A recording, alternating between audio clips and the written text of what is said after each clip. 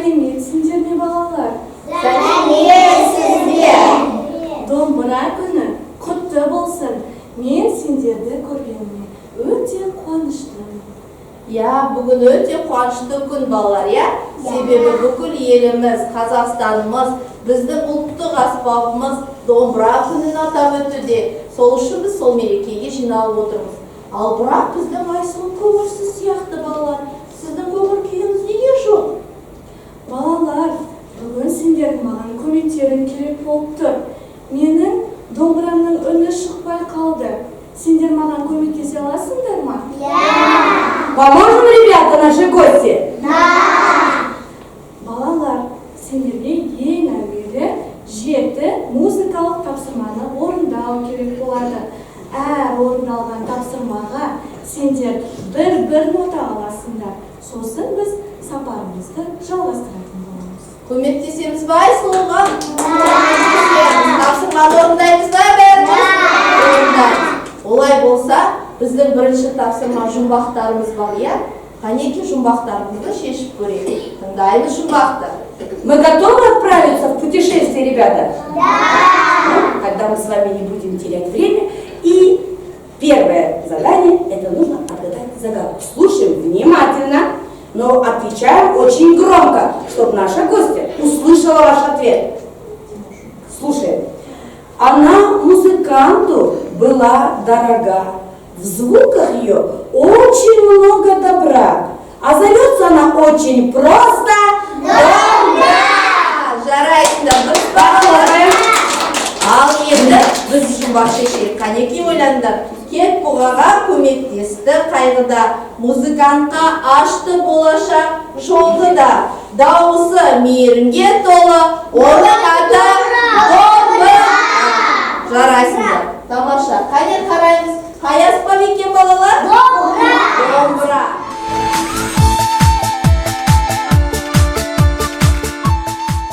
Играй, сварки, домбыра играй, напев чудесный развивай.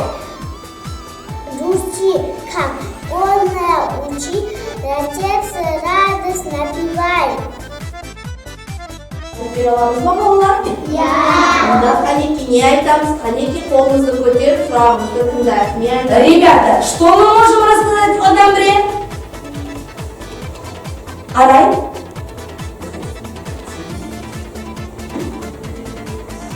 Домбыра умеет Домбыра умеет плакать плакать и веселиться. и веселиться. Өте тамаша. Тағы не істеледі домбыра? Қане қолымызды көтеріп ойланамыз. Айзере шыға ғой. Ортаға шыға. Дауыстап айта ғой. Не істей алады домбыра? Домбыраны бірге сапарға алады. Домбыра көмектеседі. Тамаша, домбыра да көмектеседі. Өте жақсы. Что еще мы можем рассказать о домбре, ребята? Ну-ка, Арман, выходи, пожалуйста.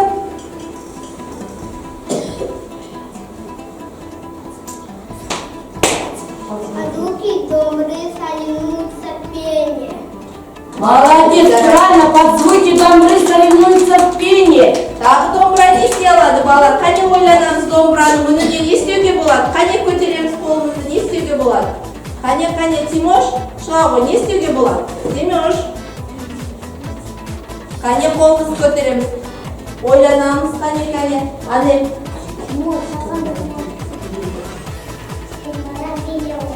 Дұрыс, домбыраның үніне не істеуге болады екен, қыздар? Билеуге болады екен. Тамаша, отыра ғой. А о чем же может рассказать домбра? Кто ответит на этот вопрос? Домбыра бізге не туралы айтып бере алады екен? Айзере, пожалуйста. Как бежит ручей. Правильно, как бежит ручей, похлопаем. Қане. Ал, бір жауап берейік. Бізге не туралы айтып бере алады екен домбыра? Қанеки кім шығады? Меруерт шыға ғой. Үйір-үйір жылқының домы айталады. Үйір жылқының несін шапқанын домбыра айталады екен, Тамаша? Молодец, правильно ответ. Меруертке. Ребята, а еще о чем может рассказать домбра? Кто ответит на этот вопрос? Еще подумаем. О чем она еще может рассказать? Айсултан, пожалуйста.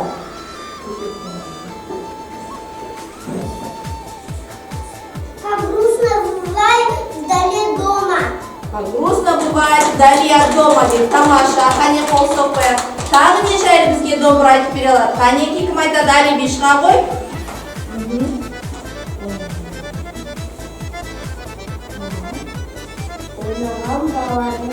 Ойнаған балалардың күлкісін айта алады. Дұрыс айтады.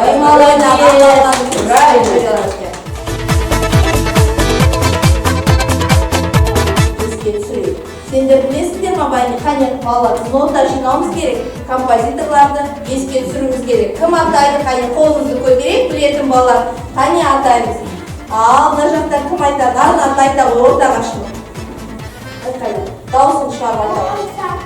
Қорықтар да бар екен, дұрыс айтады. Қане қол соғамыз. Міне бері қараймыз. Кім екен бұл? Бізде қорқы атамыз екен. Қане бәріміз бірге. Қорқы ата. Өте жақсы, отыра ғой Арнат. Келесі кім екен бізде? Қанеки бәріміз кімді білеміз? Бері қарап айта ғой. Тақтаға. Құрманғазы Сағырбаев. Өте жақсы. Қане тақтаға бірге қайталаймыз. Құрманғазы Сағырбаев екен. Тамаша. Келесі. Әлиби атай ғой, қане.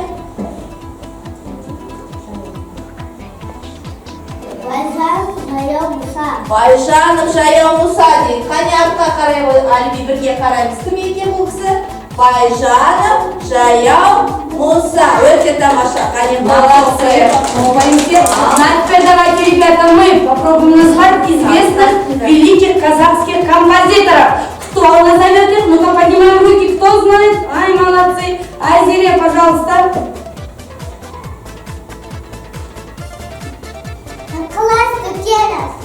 Класс Букенов. Посмотрите, обратите внимание. Бұл кісі кім екен балалар? Композитор Ықылас Дукенов. Давайте повторим. Ықылас Дукенов. Похлопаем. Правильно. Жанры. Жұбанов Ахмет. Так, посмотрим сюда. Міне Ахмет Жұбанов атамыз екен. Қане бәріміз бірге қайталаймыз. Ахмет Жұбанов. Похлопаем, молодец. Дина Нұрпейісова. Атақты күйші композитор апамыз кім? Дина Нұрпейісова. Похлопаем, правильно, ребята. Төрт рет қанеки? Бәріміз санап отырайық, қане. 1, 2, 3. Дұрыс па? Дауылпазда кім ойнайды? Біздер қанеки? Дауылпазда. Және тағы бір үлкен дауылпаз. Қане соғамыз? Қалай соғамыз?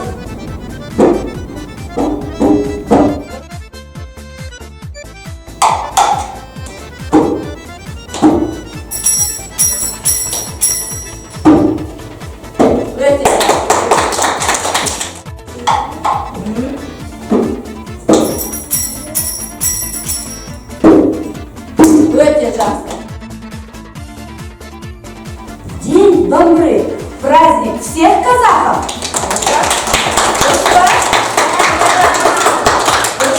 Қол соғамыз сенімен бірге. Домбырада балалар жетішек па? Жоқ, қане аяғымыз жоқ деп дұрыс. Домбыра қазақтың ұлттық аспабы ма?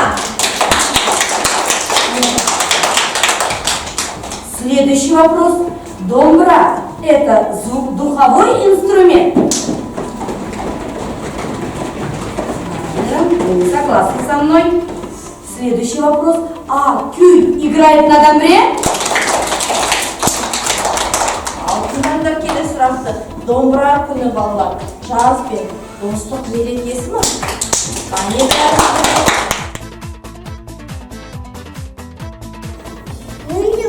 Onu öne başkadan üstünde yüzünün tam sana zalık benim zalık sada başkadan zalık benim tokulanda gülüyorum zalık benim zalık sada başkadan Domun alın yanısı zını yiyip gülüyorum ayrı zını yiyip Aşı beni bölüydü bir lakatka onu tek tündak kama bölüydü Бұнда қазақ қаны билеген, қос ішегі бір-біріне тимеген. Қазағының домбырасы күй тартса, тербелі берекше бір күйгелі. Сертифте домбыраны ішеді. Ойманы еріп көз инеді. Рух сыйлаған жүрегіне қазақтың тарихын жалғастырған үнеді. Горча, домбра, горча, бьется музыка, как огонь. Струны сами собой звучат, раскаляется только тронь. Их коснешься правой рукой, растревожит, слегка чутит. И заслушайся домброй, и отправимся с ней в путь.